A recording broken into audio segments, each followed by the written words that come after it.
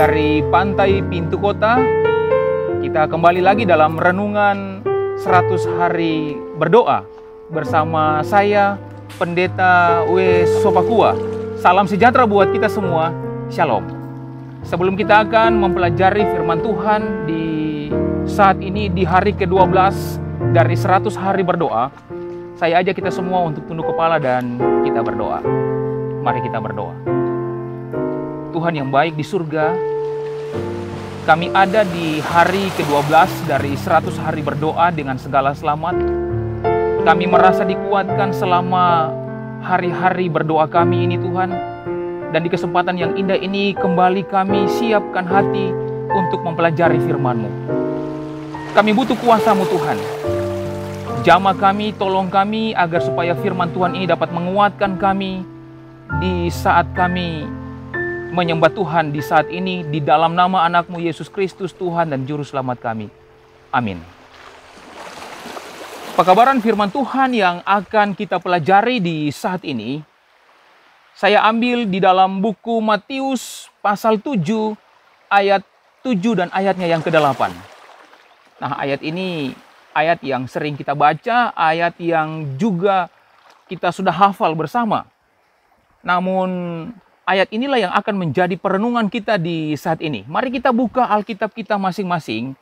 Buku Matius pasal 7 ayat 7 dan 8 yang berbunyi demikian. Mintalah maka akan diberikan kepadamu. Carilah maka kamu akan mendapat. Ketoklah maka pintu akan dibukakan bagimu. Karena setiap orang yang meminta, menerima, dan setiap orang mencari, mendapat. Dan setiap orang yang mengetok, baginya pintu dibukakan. Dari ayat ke-7 dalam renungan di saat ini, ada sebuah perintah dalam 3 kata yang mempunyai maksud yang sama. Yang pertama adalah mintalah. Yang kedua carilah. Yang ketiga ketoklah. Nah, 3 kata ini merupakan sebuah perintah yang artinya dalam satu kata, dan kata itu adalah berdoalah. Mintalah artinya berdoalah. Carilah artinya berdoalah. Ketoklah artinya berdoalah. Penekanan saya di saat ini adalah, marilah kita sering berdoa. Berdoalah dengan tulus dan sungguh-sungguh. Berdoalah dan terus berdoalah. Selalu berdoa dan bertekunlah di dalamnya. Buatlah doa sebagai suatu usaha dan bersungguh-sungguhlah dalam mengerjakannya. Ada kepastian di dalam doa di dalam ayat ini bahwa Tuhan menjawab setiap doa kita. Karena di dalam ayat ini mengatakan bahwa ketika kita meminta, kita akan menerima, ketika kita mencari, kita akan mendapatkan, dan ketika kita mengetok, pintu akan dibukakan bagi kita. Artinya ketika kita berdoa dengan sungguh-sungguh, jawaban itu pasti akan diberikan. Saya punya sebuah pengalaman singkat yang ingin saya bagikan di saat ini untuk Bapak Ibu semua. Tahun 2005, tanggal 9 sampai tanggal 11 Desember, itu adalah satu momen yang indah bagi saya, di mana dengan pertolongan Tuhan saya ditamatkan di Unclub.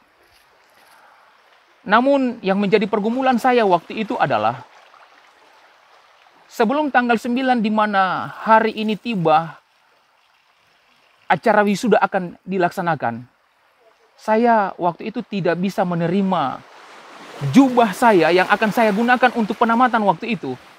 Karena saya masih ada hutang di kampus. Ada 2.700.000 waktu itu, dan bagi saya itu cukuplah besar. Dan saya tidak punya uang 1 rupiah pun untuk membayar utang saya. Lalu apa yang saya buat?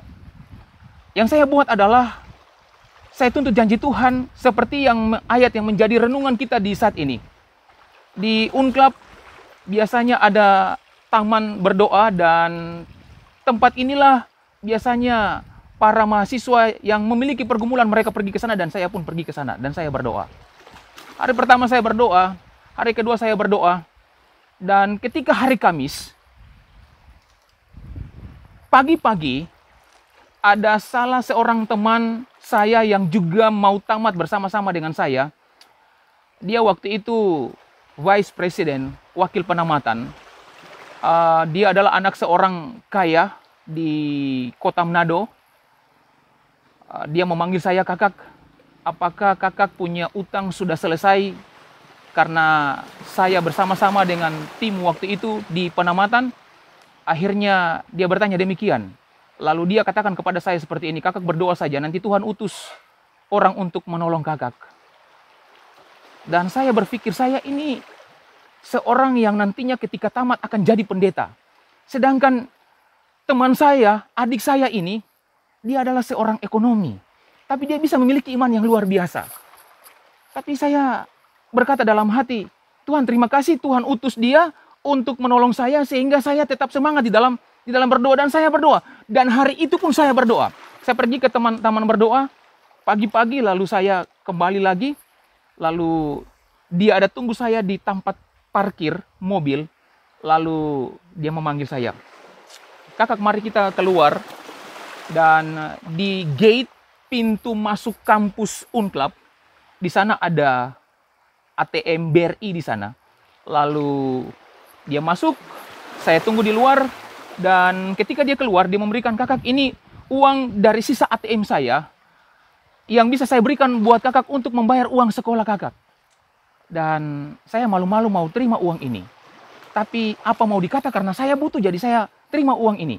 Dan dia memberikan sisa uang yang ada di ATM-nya sebanyak 2.100.000 rupiah. Artinya saya masih ada utang 600.000 rupiah.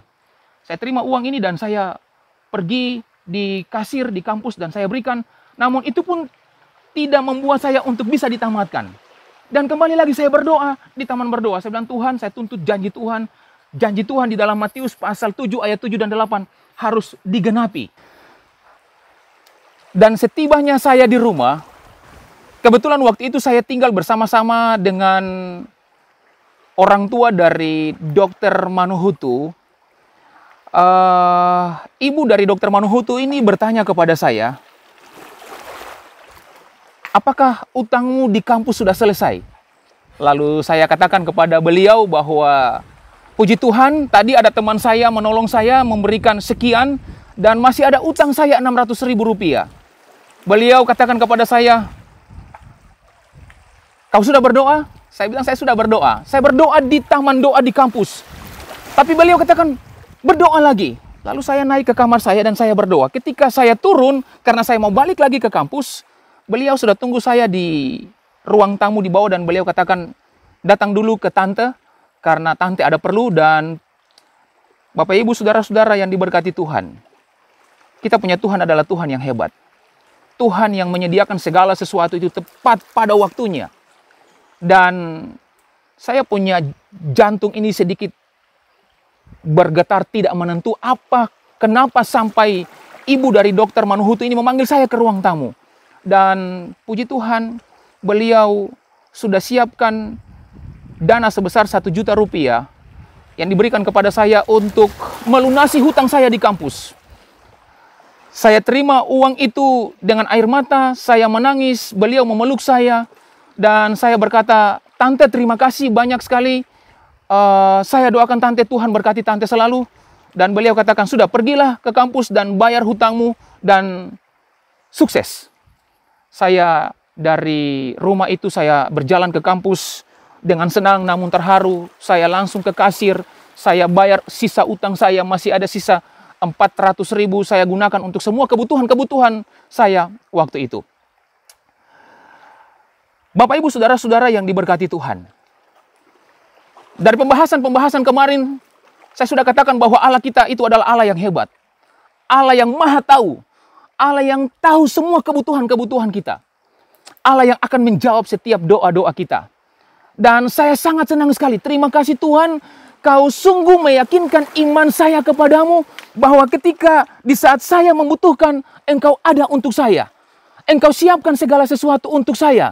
Dan 2.700.000 di waktu itu, di tahun 2005 itu uang yang sangat besar. Dari mana saya mau dapat?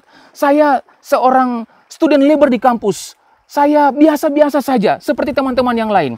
Tapi dengan doa dan pergumulan, doa yang sungguh-sungguh, minta, cari, ketok, sesuai dengan janji Tuhan di dalam Matius pasal 7 ayat 7 dan 8.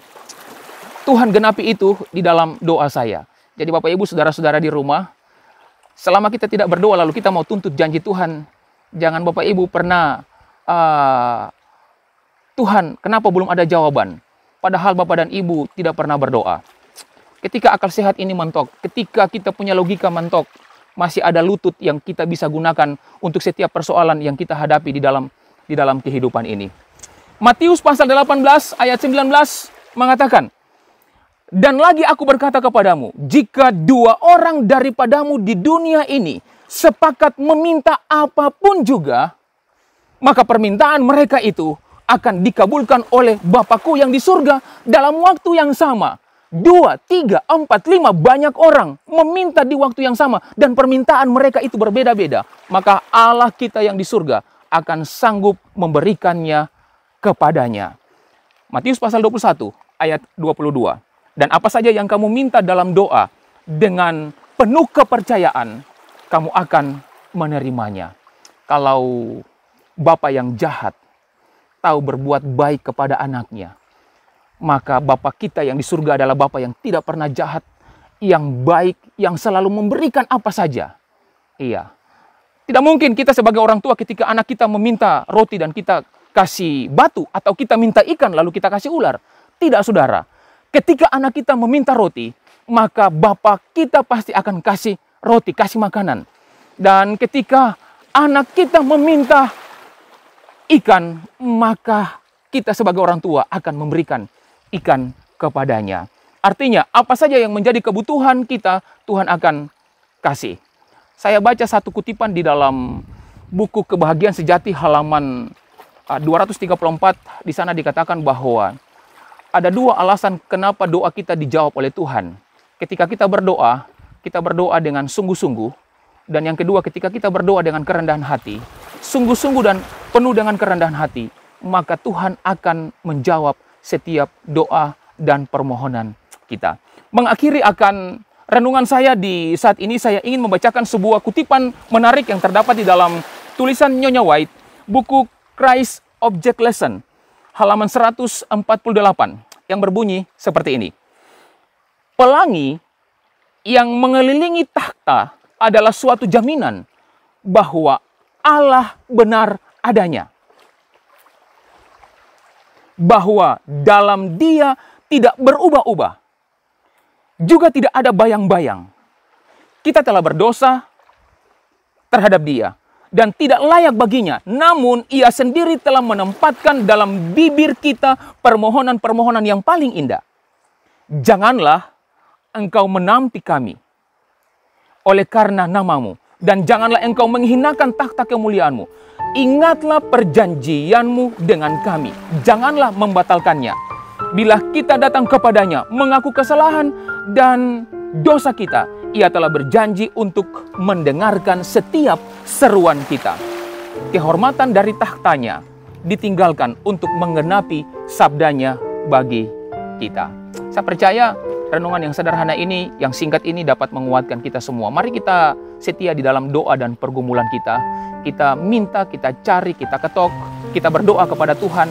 Dan satu yang pasti yang saya mau tekankan di sini adalah Tuhan akan tetap memenuhi setiap pergumulan doa dan penyerahan kita kepadanya ketika kita berdoa dengan sungguh-sungguh adalah doa dan harapan saya. Mari kita tunduk kepala dan kita berdoa bersama-sama. Bapa di surga, kami bersuka cita di dalam Tuhan. Kami sangat mengagumi Engkau Tuhan, oleh karena karya-Mu yang indah bagi kami. Nasihat-Mu yang menguatkan di saat ini, menolong kami untuk tidak meragukan akan janji-janji-Mu yang indah, yang senantiasa dan selalu akan digenapi di dalam kehidupan kami. Bapa, terima kasih Tuhan untuk pekabaran-Mu saat ini. Biarlah di setiap jalan kehidupan kami akan selalu berdoa kepadamu. Karena Engkau adalah Allah kami, Tuhan kami, Bapa kami yang di surga, yang selalu memenuhi setiap kebutuhan-kebutuhan kami. Janji-Mu pasti bagi kami, dan itu akan selalu digenapi di dalam kehidupan kami. Hari ini, esok, dan selama-lamanya. Inilah kami Tuhan, di dalam nama anak-Mu Yesus Kristus, Tuhan dan Juru Selamat kami berdoa kepada Bapa di surga. Amin. Salam sejahtera. Shalom, Tuhan memberkati.